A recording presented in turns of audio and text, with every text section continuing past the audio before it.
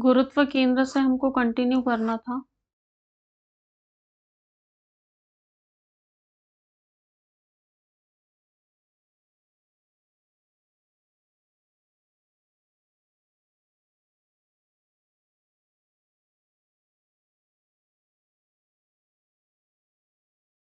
हाँ, ये रहा, ठीक है।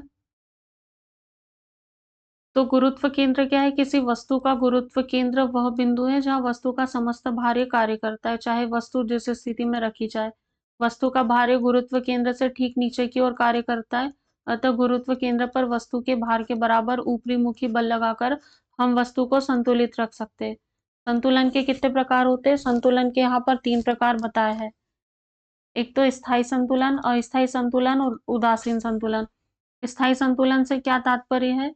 यदि किसी वस्तु को उसकी संतुलन स्थिति से थोड़ा विस्थापित किया जाए और बल हटाते ही पुनः पूर्व स्थिति में आ जाए तो ऐसे संतुलन को स्थायी संतुलन कहते हैं।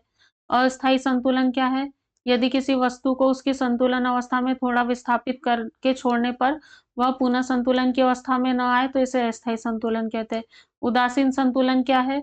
यदि किसी वस्तु को संतुलन की स्थिति से थोड़ा सा विस्थापित करने पर उसका गुरुत्व केंद्र जी उसी ऊंचाई पर बना रहता है तथा छोड़ देने पर वस्तु अपनी नई स्थिति में संतुलित हो जाती है, तो उसका संतुलन क्या होता है?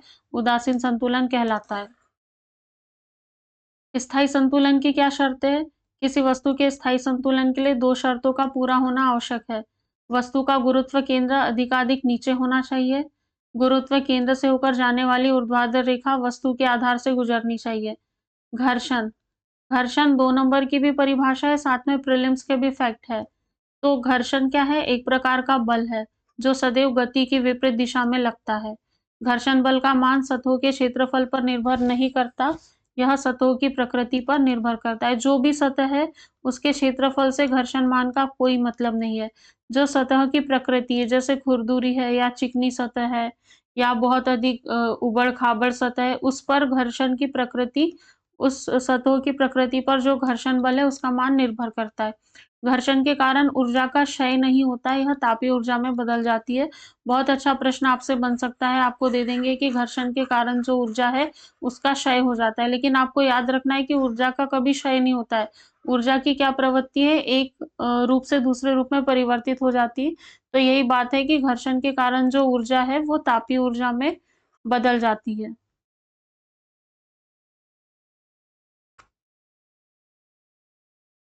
घर्षण के प्रकार पूछे, कभी आपसे पूछ ले घर्षण कितने प्रकार का होता है तो 4 प्रकार का।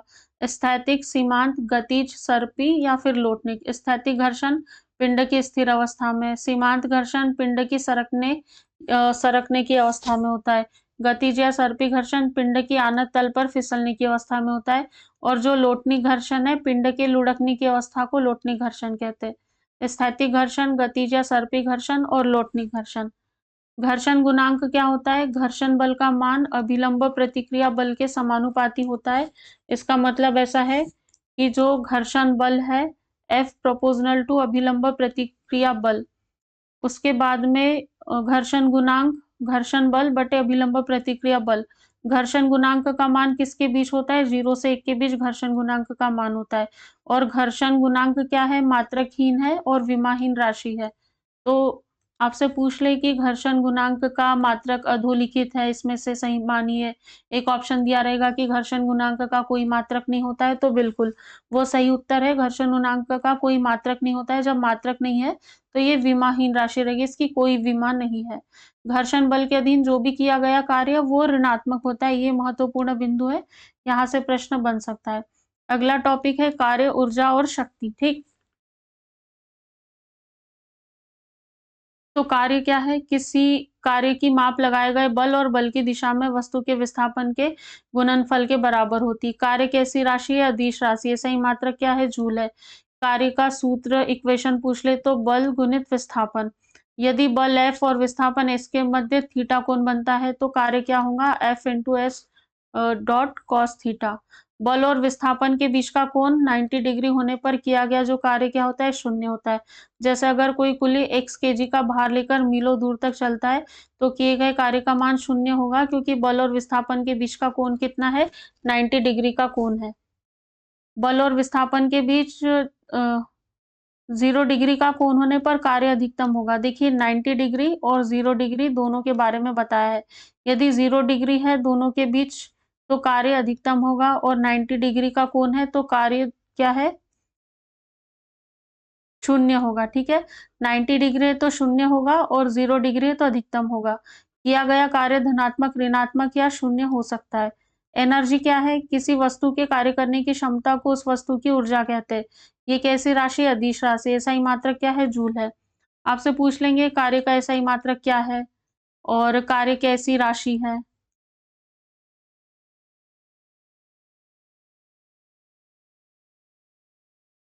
कार्य द्वारा प्राप्त यांत्रिक ऊर्जा कहलाती है जो 2 प्रकार की होती है। एक गतिज ऊर्जा और स्थितिज ऊर्जा। गतिज ऊर्जा क्या होती है? किसी वस्तु में उसकी गति के कारण कार्य करने की जो क्षमता आ जाती है उसे उस वस्तु की गतिज ऊर्जा कहते हैं। यदि m द्रव्यमान की वस्तु v वेग से चल रही है तो गतिज ऊर्जा कितनी होगी? 1/2 mv²। देखिए ये सीधे-सीधे प्रश्न बन सकता है, इसीलिए आपको याद रखना है। नोट दिया है कि यदि 2 पिंडों की गतिज ऊर्जा एक समान है तो अधिक द्रव्यमान वाले और कम वेग वाले पिंड का संवेग अधिक होगा। स्थितिज ऊर्जा पोटेंशियल एनर्जी। स्थितिज मतलब स्थिति के कारण, किसी विशेष स्थिति। जैसे एग्जांपल देखिए, आपने बाँध बनाया तो बाँध बनाने के बाद जो इकट्ठा हुआ पानी है, तो उसकी ऊर्जा स्थितिज ऊर्जा रहेगी। घड़ी में जो चाबी भरते हैं, ऐसे में जो संचित ऊर्जा है वो स्थितिज ऊर्जा का एग्जांपल है। जो तनी हुई स्प्रिंग है या कमानी उसकी ऊर्जा स्थितिज ऊर्जा के कारण होती है। गुरुत्व बल के विरुद्ध संचित स्थितिज ऊर्जा का व्यंजक क्या है? P is equal to mgh, जहाँ m द्रव्यमान है, g गुरुत्व जनित त्वरण है और h ऊंचाई है। उसके बाद आगे देखते हैं। स्प्रिंग की स्थितिज ऊर्जा। अगर किसी स्प्रिंग की लंबाई में परिवर्तन 100 और स्प्रिंग नियतांक का मान k हो तो उस स्प्रिंग की स्थितिज ऊर्जा क्या होंगी? P is equal to 1/2 kx²। ऊर्जा संरक्षण का नियम क्या है? ऊर्जा को न तो उत्पन्न किया जा सकता और न ही नष्ट किया जा सकता है, केवल एक रूप से दूसरे रूप में परिवर्तन किया जा सकता है। जब भी ऊर्जा किसी रूप में लुप्त होती है तब ठीक उतनी ही ऊर्जा अन्य रूपों में प्रकट होती है। अतः विश्व की संपूर्ण ऊर्जा का परिमाण स्थिर रहता है। यह ऊर्जा संरक्षण का नियम कहलाता है। ऊर्जा रूपांतरित करने वाले कुछ उपकरण के बारे में देखिए। ये बहुत आसानी से आपको याद हो जाएँगे, दैनिक जीवन में जो भी उपकरण यूज़ होते हैं, उसी से संबंधित सारा डाटा यहाँ दिया है। बहुत ईज़ी से शुरू करते हैं, जैसे ट्यूबलाइट। ये विद्युत ऊर्जा को प्रकाश ऊर्जा में बदलती ट्यूबलाइट। जब बिजली होती है तो ट्यूबलाइट जलती है, आपको प्रकाश प्राप्त होता है। उसके बाद जो विद्युत मोटर होती है, आपकी विद्युत ऊर्जा को यांत्रिक ऊर्जा में बदल देती है। विद्युत बल्ब की बात करेंगे तो बिजली से क्या होगा? आपको प्रकाश, साथ में ऊष्मा भी मिल रही है। बल्ब से आपको ऊष्मा भी प्राप्त होती है। उसके बाद सितार देखिए, सितार यांत्रिक ऊर्जा को बिल्कुल ध्वनि ऊर्जा में परिवर्तन कर रहा है।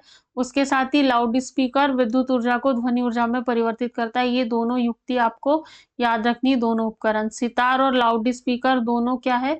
ध्वनि ऊर्जा आउटपुट के रूप में निकालेगा। तो लाउड स्पीकर विद्युत ऊर्जा को चेंज करता है और सितार यांत्रिक ऊर्जा को चेंज करता है। तो बिल्कुल माइक्रोफ़ोन को अलग-थलग कर देना कि ये ध्वनि ऊर्जा को विद्युत ऊर्जा में बदल रहा है। उसके बाद सोलर सेल, ये सौर ऊर्जा को विद्युत ऊर्जा में बदलता है। घर में छतों के ऊपर जो सोलर सेल लगे हुए होते हैं, ये सौर्य की ऊर्जा को एब्ज़ॉर्ब करता है और इससे आपके घर के अंदर जो भी उपकरण है, वो सारे अ उपकरण में विद्युत के माध्यम से उपकरण अपना काम करते हैं, ठीक? विद्युत सेल ये रासायनिक ऊर्जा को विद्युत ऊर्जा में बदलता है और डायनामो क्या करता है? यांत्रिक ऊर्जा को विद्युत ऊर्जा में बदलता है। उसके बाद संवेग और गतिज ऊर्जा में संबंध बताया है। Kinetic energy is equal to p²/2m। यहाँ p क्या है? संवेग। संवेग बराबर क्या होता है? किसी वस्तु के द्रव्यमान और वेग के गुणनफल को संवेग कहते हैं। तो मतलब यहाँ संवेग को यदि हम 2 गुना कर दें, ठीक है? संवेग को 2 गुना कर दें तो काइनेटिक एनर्जी उसकी 4 गुना हो जाएगी, ठीक? 2 अलग-अलग द्रव्यमान की वस्तु का अगर संवेग समान हो तो गतिज ऊर्जा हल्के वाले की अधिक होती है। शक्ति, शक्ति से आपसे एक तो ये प्रश्न बनेगा कि कैसी राशि है? ठीक है, तो शक्ति एक अदिश राशि है।